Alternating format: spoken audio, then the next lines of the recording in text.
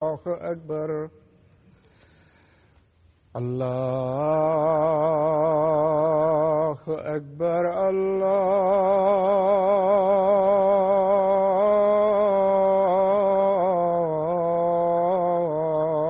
الله أكبر.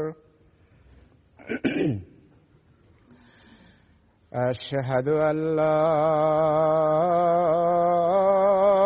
إله إلا الله. أشهد أن لا إله إلا الله. أشهد أن محمدًا رسول الله.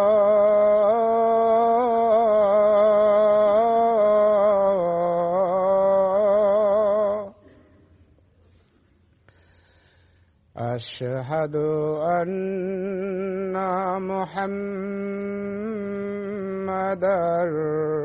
رسول الله.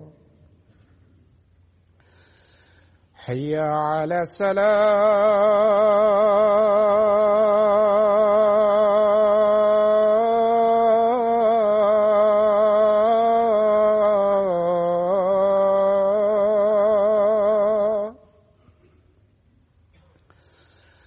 حي على الصلاة.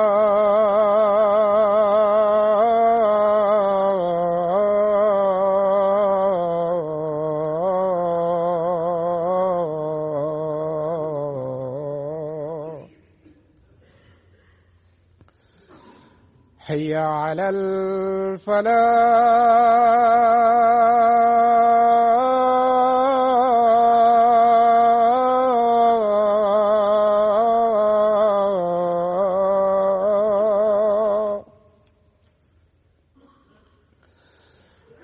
حي على الفلاح.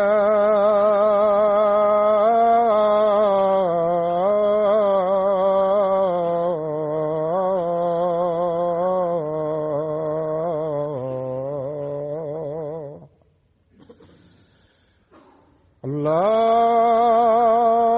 أكبر.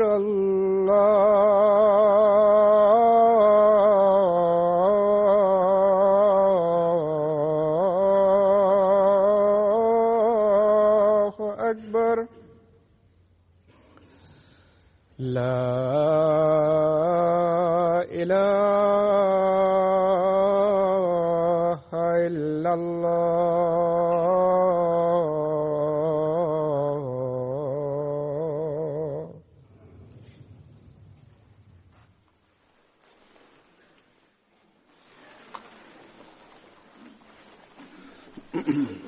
السلام عليكم ورحمة الله.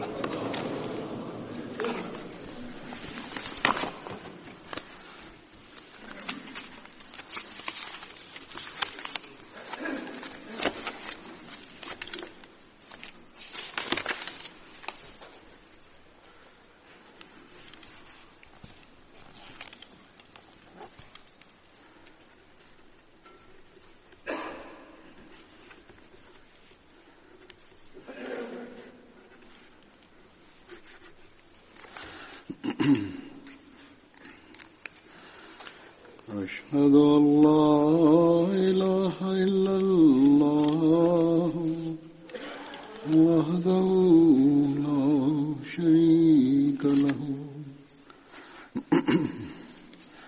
وأشهد أن محمدًا عبده ورسوله.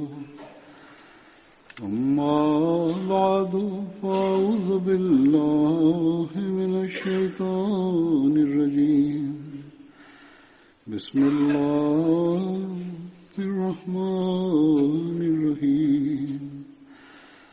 الحمد لله رب العالمين. الرحمن الرحيم. مالك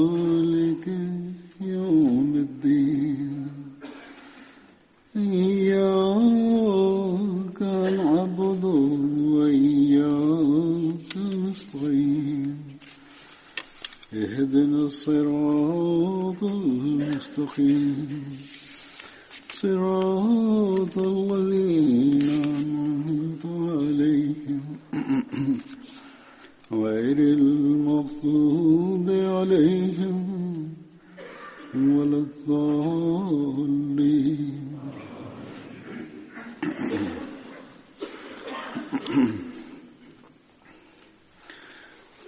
За тези последователи ще разказвам първото име Халид бин Кайс. Аз Халид, неговото отношение, племе, Хазрач, отклон, Бият. Неговия баща Кайс бин Малик беше и майка Салма бинт Харса беше. Жена му Умми Раби, един син Абдурахман се роди от нея. Ибн Иса каза, че 70 другите последователи той участва в Бейт Акба. Халид в битка на Бадър и Ухуд участвал. След това последовател Хазрат Харис бин Хазама Ансари беше. Неговото кратко име Абу Бишр. Неговото отношение от племе Хазрач беше. Бану Абдул-Ашар бяха неговите помощници. Кратко име беше Абу Бишр. Хазрат Харис бин Хазама в битката Бадър, Ухуд, Хандак и в другите битки той участвал и беше с пророк саллаллаху алейхи ва саллям. Пророк саллаллаху алейхи ва саллям Харис бин Хазама и Яс бин Уқба прави ги събратия.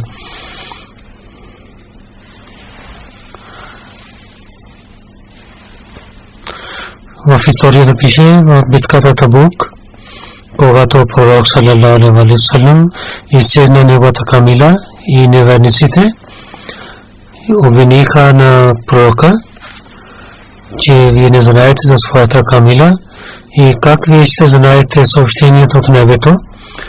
Когато пророк саллаллаху алейхи ва саллям получи тази новина, пророк саллаллаху алейхи ва саллям отговори, че аз зная само тези неща, за които Бог съобщава на мен. И след това каза, и сега Бог каза на мен за камилата ми, че тя е в тази долина. Преди разказах тази случка в другия последовател. Когато последователи отидоха там и се мериха камила и се върнаха, това беше Хазрат Харис бин Хазама. Него е самат в 40 хиджри във времето на Али, хилафът на Хазрат в Медина, когато беше 67 годишен. Следващия последовател, за който ще разказвам, Хазрат Унайс бин Хазафа. Кратко име Абу Хузафа беше. Хазрат Унайс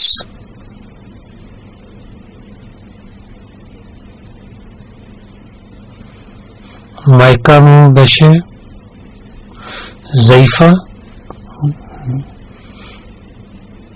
бинт Хизим. Тя беше от Бани Хасан бин Асар, едно племе. Той е на пророк саллаллаху алейхи ва саллям.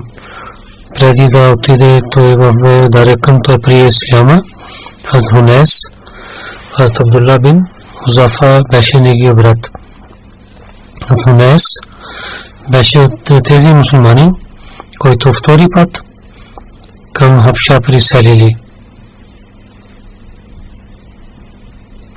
Хазрат Унайс беше от тези в първите приселили, когато Хунайс присели към Медина. Рифа бин Абдул Мунзир беше при него. Пророк саллаллаху алейхи ва саллям, Хунайс и Абу Аббас бин Джабар ги прави събратия ги са прави. Хазрат Хунайс в битката Бадр участвали. Умул Муминин Хазрат преди пророк саллаллаху алейхи ва саллям, тя беше яне на Хазрат Хунайс, омаджи на Хазрат Хунайс. В книгата Хатмун Набиин пише, че Хазрат Умар бин Хаттаб, тя беше дъщеря, беше Хафса. Тя беше се омаджи с Хунайс бин Узафа, който беше един добър последовател, участва в битката Бадър. След Бадър, когато преселя в Медина, се върна и стана болен. И така той почина. След малко Хазрат Умар искаше да жени неговата дъщеря втори път. Хафса беше само 20 годишно момиче. Хазрат Умар с Усман бин Афан каза на него, че моята дъщеря Хафса сега е вдовица, ако вие желаете да се жените с нея. Усман отказва. Хазрат Умар каза на Абу Бакър да се правят сватба с нея, но Абу Бакър също мълчи, не даде отговор. Тогава Хазрат Умар много имаше болка. Със същото положение той, отивайки при пророка саллаллаху алейхи ва саллям, каза, че така говорих с двама. Пророк саллаллаху алейхи ва саллям отговори: Умар, да не притеснявай. Ако Бог се желае, тогава Хафса от Усман и Абу Бакър, той ще получи по-добър мъж. И Усман ще получи по-добра жена. Пророк саллаллаху алейхи ва саллям за това каза, че пророк саллаллаху алейхи ва саллям с Хафса да прави съюз с и своята дъщеря Ум Кулсум. Той искаше да прави сватба с Усман. И Усман и Абу Бакър знаеха тези неща, затова те отказваха на Умар. След малко време пророк саллаллаху алейхи ва саллям на Усман прави сватба за своята дъщеря Ум Кулсум с него, както преди казах. И след това той сами изпрати съобщение на Умар за Хафса. Хазрат Умар това желаеше, той с много желание прие това отношение. И в Шабан 3 хиджри Хафса дойде се омаи с пророка саллаллаху алейхи ва саллям. Тя влиза в харем на пророка. Когато това стана, тогава Абу Бакър на Умар: шайд може би вие се ядосвате от мен, че аз отказах. Това е, че на мен пророк саллаллаху алейхи ва саллям, знаех желанието на пророка саллаллаху алейхи ва саллям, но аз без позволението на пророка не исках да ти разказвам тези неща. Ако пророк съвсем не желаеше това да прави сватба, тогава с много добро желание да се жени с Хафса. Хафса имаше това отношение. Тя беше дъщеря на Умар, сред Абу Бакър. От другите последователи най-великият беше Умар и много близо беше до пророка саллаллаху алейхи ва саллям, за да има отношение да станат по-силни и да даде лек на че Хунайс бин Узафа, който почина. Пророк саллаллаху алейхи ва саллям мисли това, че да се прави сватба с Хафса. В една традиция пише, че Хунайс бин Узафа в битката Охуд имаше рани и ред тези рани той почина в Медина. Пророк саллаллаху води неговото джаназе намаз и в Джаннатул Баки до Хазрат Усман бин Мазун той беше погребан.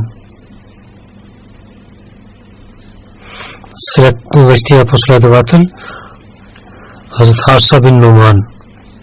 Него кратко име Абу Абдулла беше. Хазрат Харса бин Нуман беше последовател на ансарите. Той беше племе Хазрач Бану Наджар в битката Бадър, Ухуд, Хандак и в другите всичките войни той беше с пророка саллаллаху алейхи ва саллям. Неговото брой, той беше от великите последователи. Майка му Джада бинте Убайда беше, Харса бин Нуман, неговите деца Абдулла, Абдурахман, Сауда, Умра и Уми Шам бяха. Майка беше Уме Халид на тези деца. Другите деца Уме Кулсум, майка Бану Абдулла бин Гатфан беше. Майка от Бану Джундо беше. В другата традиция пише, че Ибн Аббас каза, че Харса бин Нуман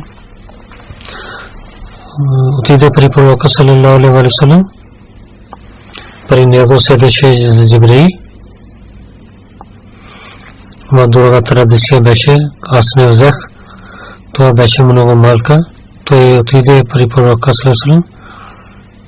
Той поздрави и Джибраил даде отговор и Ибн Аббас каза, че Харса бин Нуман и премина до пророка саллаллаху алейхи ва саллям. Там седеше Джибраил и той говореше с пророка с нисък глас.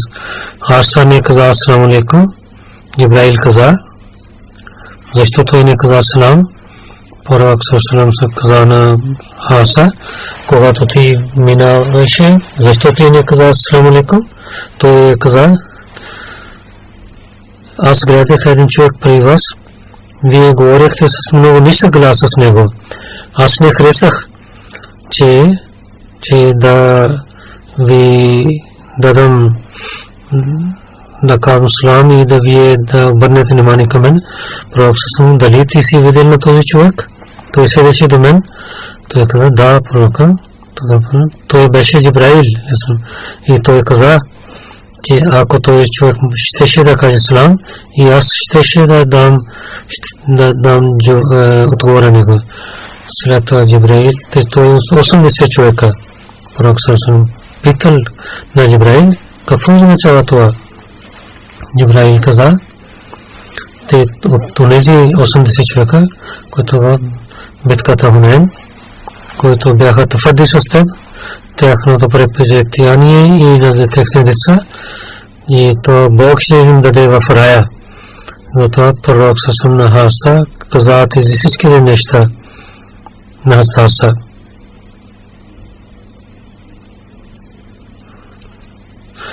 Айша разилата рана много уважаваше на него. Айша каза това и за него също пише в един традиция. Айша каза, той много добър отнася се своята майка и пророк саллаллаху алейхи ва саллям каза, че такива добрини вие всички трябва да вършите. Харса бин Нуман стана сляп в края на живот. Той не можеше да гледа. Той имаше нещо, имаше една там нещо в форми, някои бедни хора, когато идваше при него и казваше салам, поздравяше или някой друг човек и той мислеше, че той е беден. Той вземайки на този от молитвата място идваше до врата и даваше на него форми. Неговите каза смисъл, че ние може да дадем тези неща на бедните. Той каза, че даде отговор, че аз слушах на пророка саллаллаху алейхи ва саллям, който ще помага на бедните. Това ще пази на човека от лошия смърт. В традиция пише, че Хазрат бин Нуман, неговите къщи в Медина бяха до къщите на пророка саллаллаху алейхи ва саллям. Той имаше много имущество и когато имаше нужда, Хазрат даваше своите къщи на пророка саллаллаху алейхи ва саллям. Когато има прави сватба или на другите нужди, когато имаше нужда за живеене, постоянно той даваше своите къщи.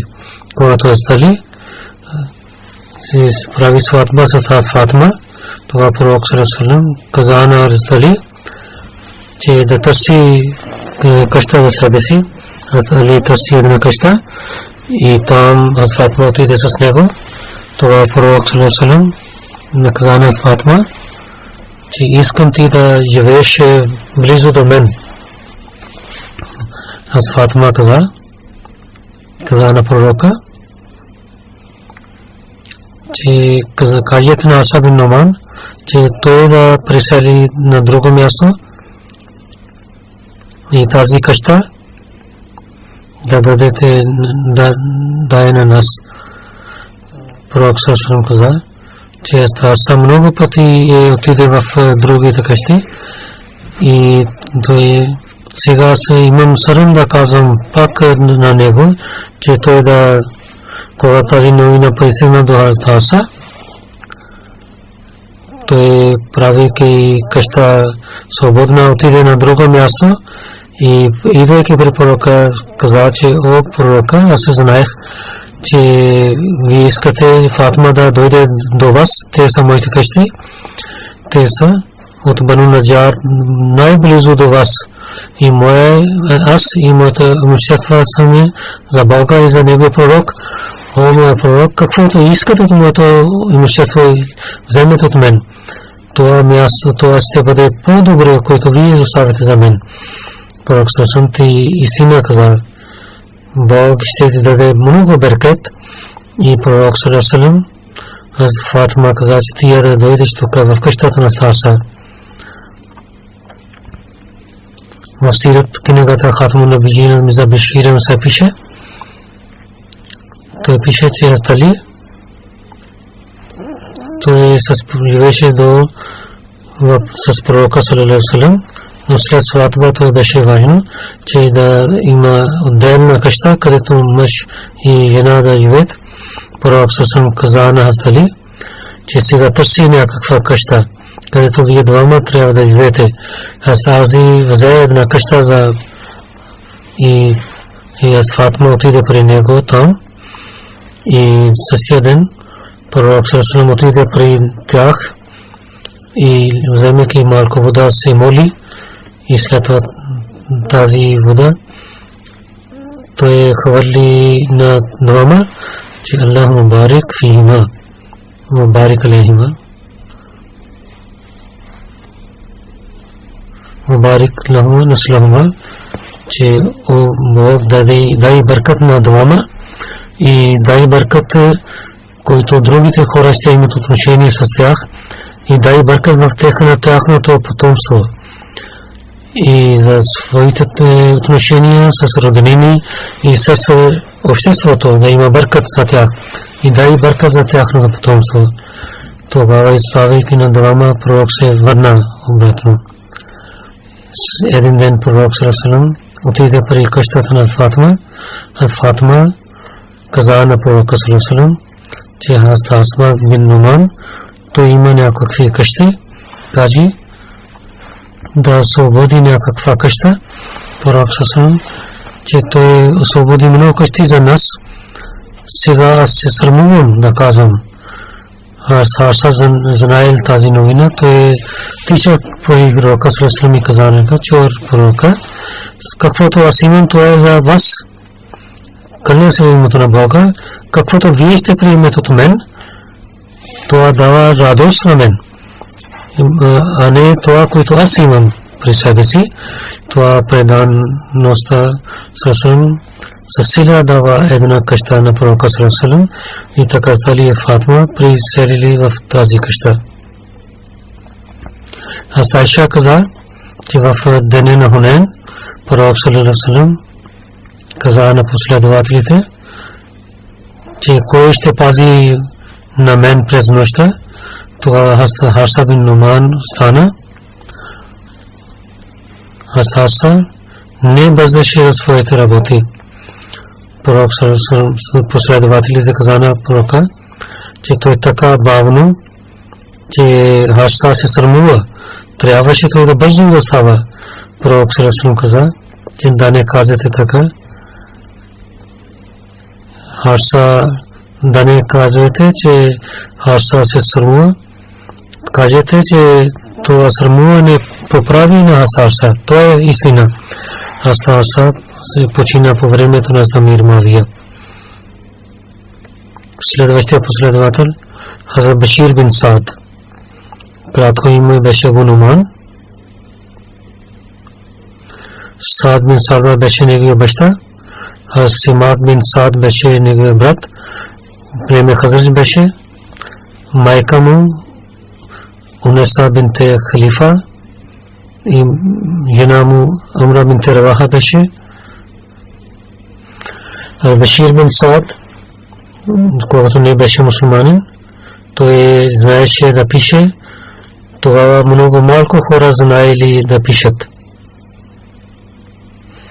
Той в Бете Окубасания с другите 70 последователи участва в битката Бадър, Ухуд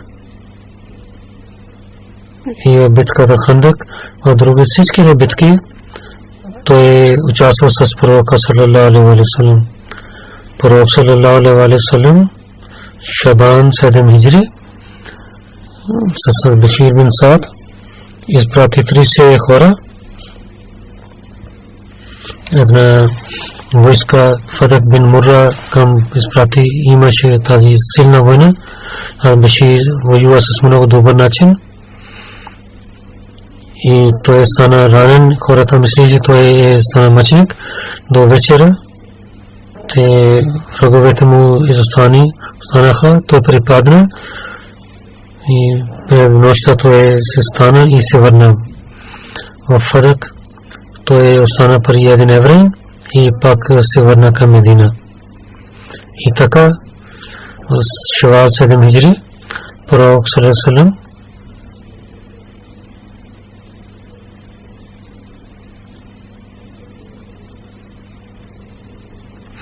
с 300 хора Юму Джабар изпрати на него. Фадак и долината Коран беше това място, където някои хора от Афан, Уяна бинт Ансари бяха с него.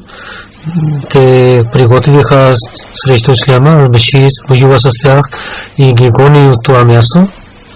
И воюваха с и убиха на някои и хванаха пленници и също взеха имущество. Тези хора се събираха за тези против тях да защитава на мусулманите. Мусулманите вършиха тези неща. Не искаха само имущество или да убиват на хората. Както в миналията проповед казах, че нямаше нужда на едно място да воюват. Пророк съвсем се ядосваше с последователи. Защо вие воювахте, където нямаше нужда?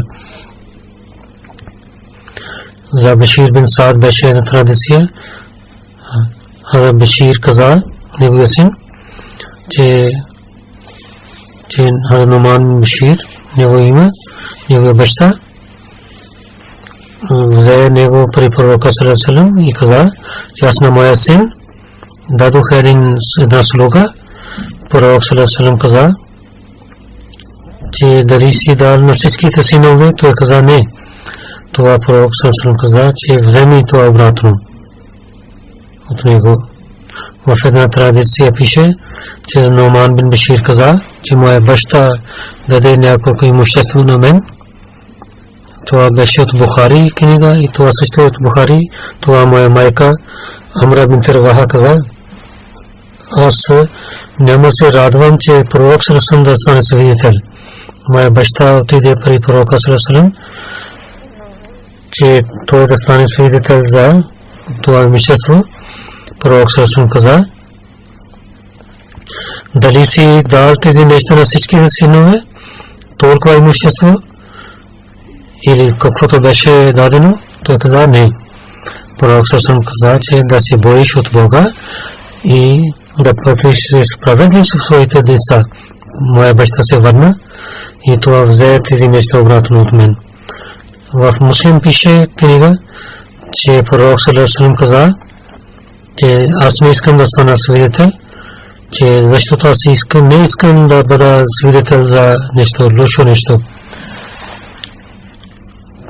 Разказвайки и тълкувайки на тази традиция за хиба, Муслим Ауд тълкува с много добър начин и дълго. Това е свет за нас. Той каза, че аз мисля, че пророк саллаллаху алейхи ва саллям неговите тези думи, те са за много важни неща. Това не е за обикновените неща.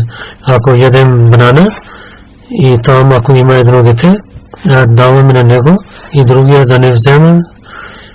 В тази пише за коне или за имущество или за слуга, който е много скъпоценно нещо. Пророк саллаллаху алейхи каза на този човек, че или той да даде коне на всичките синове или да даде на никой. Начин беше, че в арабите коне бяха много скъпоценно нещо. И когато слуга свободаха, то също беше, или имущество също беше много скъпоценно нещо. Скъпоценни неща за тях е забранено и коне също беше много скъпо. Това е за тези неща, където да има разлика между децата, човек да даде на едно дете и да не дава другите деца, така има вредност между децата в същата им. Той пише за малки неща, това не е. Например, че едно дете идва с мен в пазара и купим нещо за него сако, това е позволено за него, че това не трябва така, че да не купим сако за всичките, докато не може да дадем. Той каза, че имаме подарък. Някой дете казва, че дайте този подарък на мен, аз давам този подарък на него.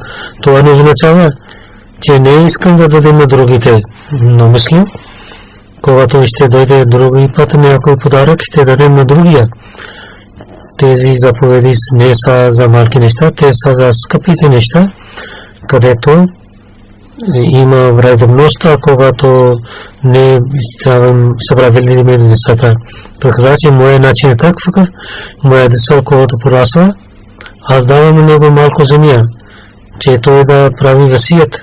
Има, когато имущество, той ще даде васият и даде чанда, данъка закат. Това не означава, че аз не искам да давам на другите. Аз казвам, когато те ще станат големи, ще получават част от земята. Имущество трябва да е такъв, който не е много важно. Не? И ако човек дава така, където има вредност между децата, това Коран казва, че той трябва да се върне това нещо и роднините, те да пазят на него тази лошития. И така и в Захиба Муфти Сайб изпрати едно нещо. Това Муслим Ауд каза, че ние ще гледаме заповед от Корана, че както Бог каза да разделим имущество между децата, Коран не каза за такъв хиба. Коран казва за веса, където след смъртта на човека да се дава това имущество на всичките роднини. И хората не гледат тези неща заповеди на Корана и така има вредността. И ако както то не може да променим заповедите на Корана, сега ще гледаме че какви добрини има в тези заповеди. И защо дадем равно на всичките синове?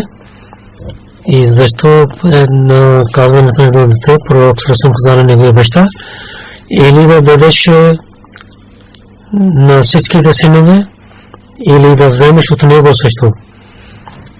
Това заповед, както децата трябва да подчиняват на родителите, така и родители да бъдат справедливи с всичките деца и да обичат на всичките деца еднакво. Но ако родителите не подчиняват така и се клонят на една страна, че децата могат да изпълняват своите задължения, но че да служат на родители, но те няма да имат радост за това. И те ще мислят, че това е такс, Бог каза и ние служим, но с желанието няма да вършат. Някои хора дава вреда на своите деца и така изчезва обичта с децата, който е между децата и роднини. Затова ислям забранява така, но васията и хиба, който не е за своите деца, но е за религията, то е позволено. Освен децата, човек може да даде своето имущество на религия, защото той също не е моя получател. Не дава вреда не само на децата, той има вреда на себе си, защото той харчи това по пътя на Бога. Затова децата не се ядосват от него. Но ако хиба и васият има само за една част на децата, то не е позволено. Това е трябва да, че едно задължение за временно. Пример за това, един човек има 4 синове и той дава на най-големия, че най-големия да чете да завърши магистър, другите бяха малки и той няма работа, няма пари. Той не може да даде учение на малки деца. Не може да обвиняваме, че той само даде учение на големия син. Това не беше ненарочно, че когато имаше пари, децата учиха, когато няма пари, другите не учиха. За малко време той изпълнява своето задължение, имаше добро намерение, че сега ще върши тази работа, когато за други деца ще дойде време, ще върша, но нямаше пари за малки деца, това не може да изпълнява своето желание. Но един друг човек, който е големия син, той дава 2000 рупии да прави търговия, но когато другите деца да просмат да не даде на тях, това не е позволено. Това е жестока с другите деца. За хиба, за имуществото, това е всеки трябва да знае как да разделим имуществото и да правим хиба. В битката Хандак има традиция, че Хазрат Башир бин Саад за този последващ разказвам, неговия дъщеря каза, че моя майка Амра бинт Раваха и давайки на мен форми каза на мен, че дай тези на своя баща и войчо, че това е храна за вас. Аз взех тези форми и отидох търсейки на своя баща и войчо. Минах до пророка Сарасалам. Пророк Сарасалам каза, о момиче, ти какво имаш? Аз отговорих, че пророка, те са форми. Моя майка даде на моя баща Башир бин Саад и войчо Абдулла бин Раваха. Тя изпрати за тях. Пророк Сарасалам каза, дай на мен. Аз тези форми дадох в ръцете на пророка Сарасалам. Пророк Сарасалам сложи на една чашев и даде горе на другия чашев и каза на един човек, че извикай на хората да ядем. И всичките хора, които работиха за Хандак, се събираха, те започваха да ядат тези форми, те форми увеличаваха, всичките хора ядоха и формите паднаха от този чашов толкова бъркат имаше. А Абу Бакр Сидик във времето на неговия хилафът в 12 хиджри Башир с Халид бин Валид отиде за битката на Тамар и той стана мъченик. Ен Тамар е едно място до Куфа, като в 12 хиджри мусулманите се победиха тази част на земята. Пророк саллаллаху алейхи ва саллям, когато умре, каза Зилкада 7 хиджри отиде към Мека. Пророк се изпрати оръжията. И Башир бин Саад каза, че ти си наблюдател на тези неща. За умре каза, има това разказано, че заради Худайбия договор нямаше възможност да прави умра. Едно условие беше, че следващата година пророк със идвайки в Мека ще прави умра и ще остане 3 дни в Мека. Заради това условие Зилкада 7 хиджри пророк саллаллаху алейхи искаше да отиде в Мека и каза, че онези хора, които минала година участваха в договор Худайбия, всичките ще идват с мен. Освен онези хора, които в битката Хайбар станаха мъченици, всичките имаха това възможността за умра, че да изпрати оръжие. Нямаше нужда за оръжие. Това има пише в историята, че пророк саллаллаху алейхи ва саллям, че нямаше, че вяра в неверниците, че те ще изпълняват своя договор, че тези оръжия, които имаше възможността, когато пророк саллаллаху алейхи ва саллям започва пътя си, на един последовател Абу Фари прави наблюдател на Медина и с 9000 мусулмани и 100 имаха коне, ядиха на коне. Пророк саллаллаху отиде към Мека, 60 камили имаха за колене. Когато куфарите знаеха, че пророк саллаллаху с оръжие идва в Мека, те много се страхуваха. Те изпратиха някои хора да знаят до мястото Ал-Рам. Мухаммад бин Муслима, който беше офицер за тези, той се срещна с курайшите, той им даде спокойствие, че пророк саллаллаху алейхи ва саллям с условието за договор, освен носейки сабията, ще влиза в Мека, когато пророк саллаллаху алейхи ва саллям място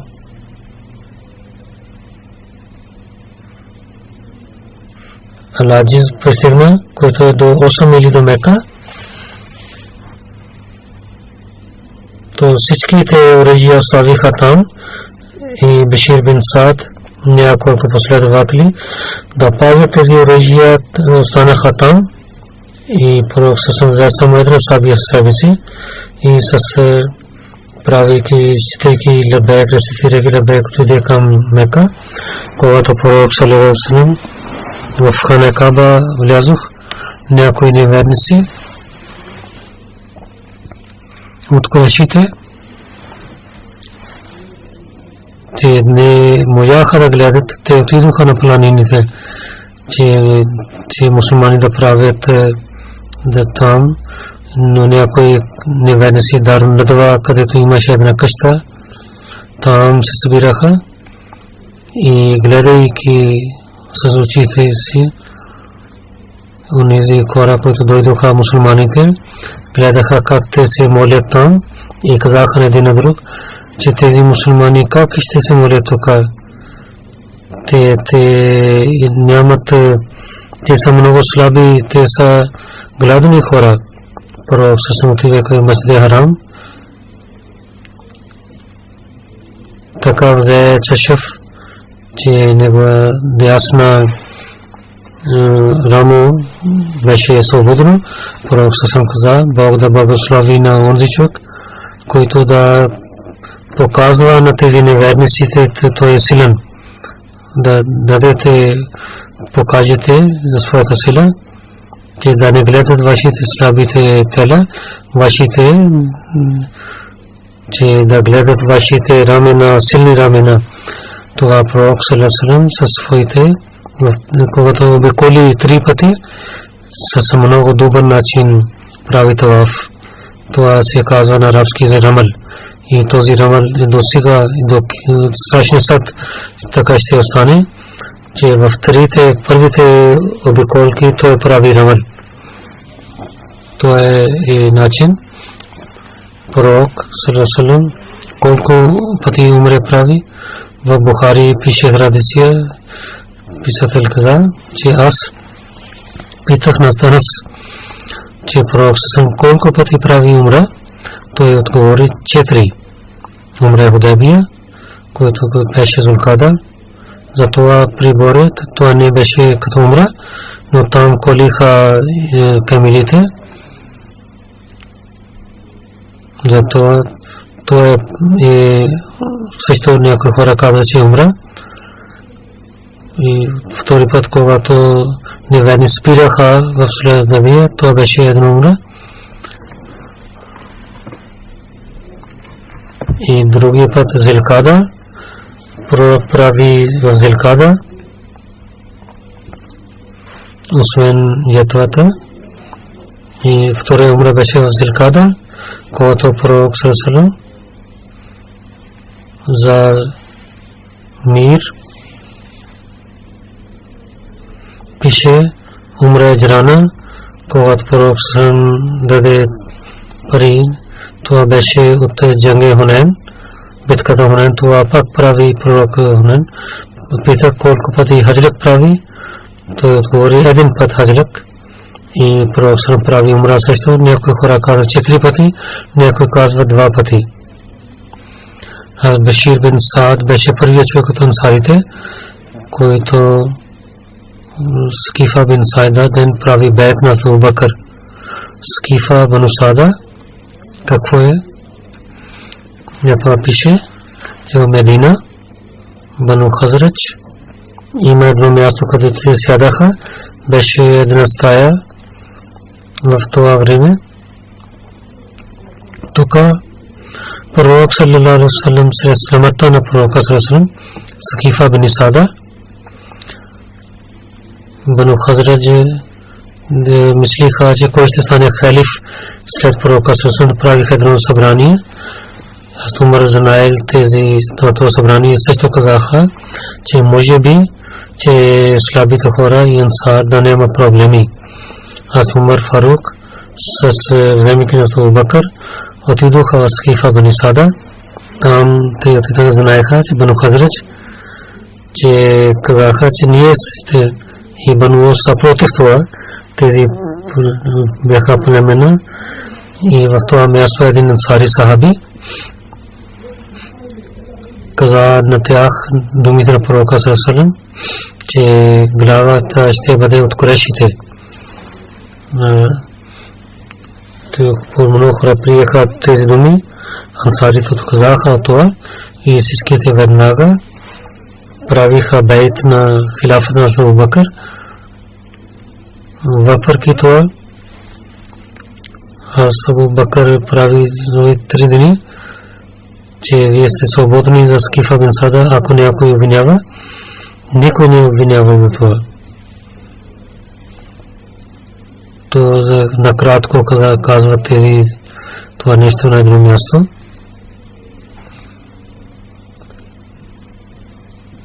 От една книга доктор Хамидулла, но за тълкуване така пише. Когато стана цялата случка, хората имаха събрание и венесите също говориха с мусулманите. Аз Умар и Абу Бакър пристигнаха там и ансар също говориха пак. Аз Абу Бакър Сидик разилата рано каза за своя съвет и всичко знаем, че ансар и мухаджин всичките мислиха само заради исляма. Мунафикин, измамниците мислиха, че ние правим лошития с исляма, но вярващите само мислиха за доброто на исляма, че хилафа трябва да има. Дали това ще бъдат ансарите или от мухаджирин, преселените хора. И след пророка саллаллаху те искаха хилафът. Те желаеха това. И един ден те не искаха без амир и глава на мусулманите. Някои хора казаха, че трябва да има мир, глава от ансар. Другите казаха от мухаджирин, защото освен това арабите няма да приемат глава. Някои казаха, че да трябва да има две амир, две глави, един от ансар, един от Курайш. Тук мухаджирин също казаха на ансарите, че сега трябва да има амир от Курайшите. И те казаха думите след пророка саллаллаху, че ще пророк саллаллаху каза това предсказание, което предказа. Ал-аймату мин Курайш, че имам ще стане от Курайшите. Абу Убайда бин Джараха, казвайки на ансарите, каза, че о ансар на Медина, вие сте онези, които най-първо служихте на религията. И сега вие най-първо искате да промените това. Не казвайте, че глава да има от ансарите или двама. И ансар действаха това съобщение на ансарите. Бишир бин Саад стана и каза на ансарите, че о ансар, кълня се името на Бога, дали ние правихме джихад с неверниците, ние сме по-добри от мухаджирин. Това ние вършихме само Бог да се радва и починихме на пророка и да поправим своите души. Не трябва сега да се гордеем за това и за това служение да търсим това награда, където само материалните неща. Нашата награда при Бога и то е достатъчен за нас. Пророк саллаллаху алейхи ва саллям беше от Курайшите и тези хора трябва да станат халифи. Да не стане така, че ние да правим къвки с тях. Ансар да се боят от Бога и да не имате разногласия с мухаджирин. Въпреки след тези всичките неща, аз Хубаб бин Мунзир каза, че ансарите са много важни. Аз пак поправи нещата. Аз се разказвам накратко. И то взе ръцете на Абу Бакър, че каза, че вземете нашия бейт.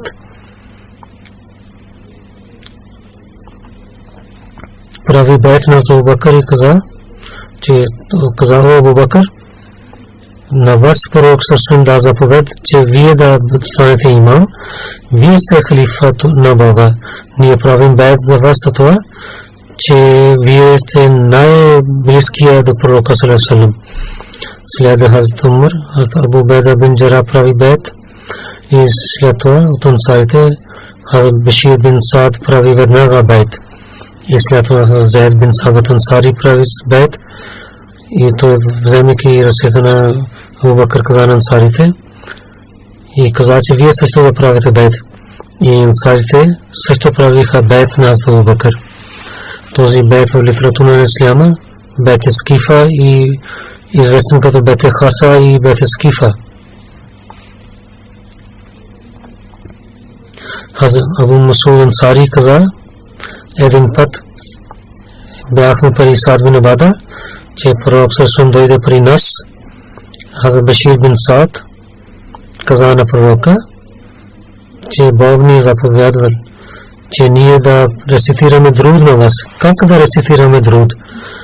На този въпрос пророк саллаллаху мълчи, че ние желаехме пророк много дълго мълчи, че той не трябваше да репита въпрос.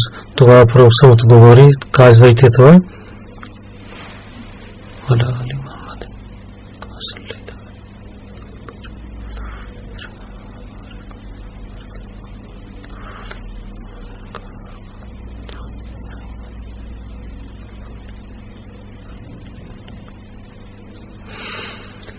и салам, така както вие знаете. Аллахумма салли ала Мухаммадин ва али Мухаммад.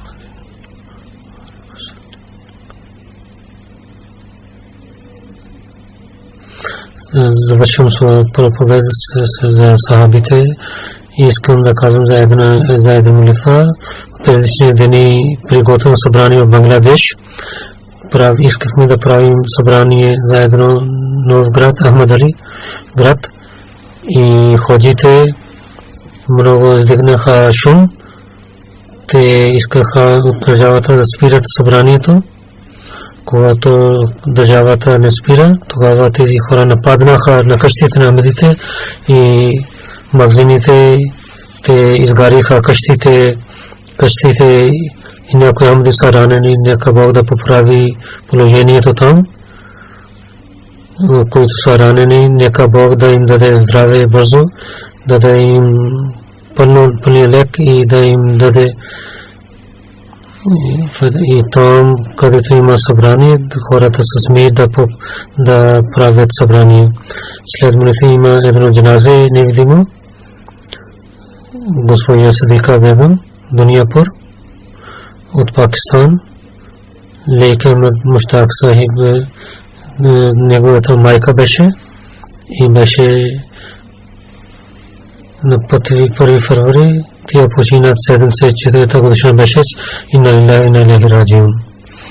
В семейството Ахмадият от дядо Умар бин Султан дойде, който 1897 година той прави бейт, когато беше 24 годишен. И 64-та година тя се омъжи, беше много добра жена и тя помагаше на своето семейство и също прави сватби на своите другите хора в семейството и даваше спокойствие на другите, се молеше, много се молеше пред Бога, беше самирена и скромна, помагаше на бедните, винаги рецитираше Корана и ги учи на много момичета, на Ахмади и неахмади, на своя дъщеря и двама синове, че им прави, че те на Исус учиха Корана. Дуняпур тя беше президент на Лезна, ините Секретар Мали Шah тя беше с халифа, имаше много силна връзка, тя беше мусия.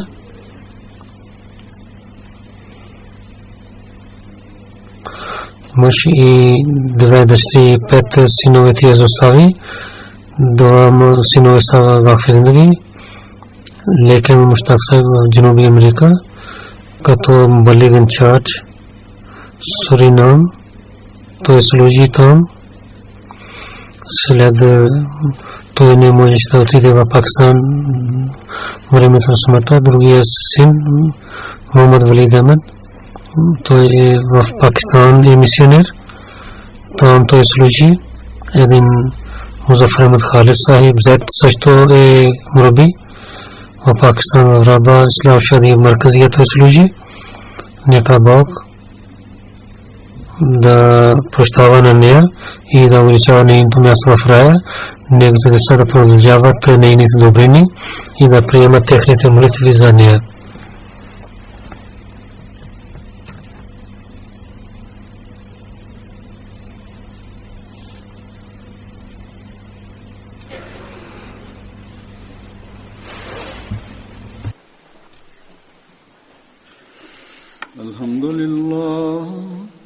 الحمد لله نحمده ونستعينه ونستغفره ونؤمن به ونتوكل عليه ونعوذ بالله من شرور أنفسنا ومن سيئات أعمالنا من يهده الله فلا مضل له ومن يضلل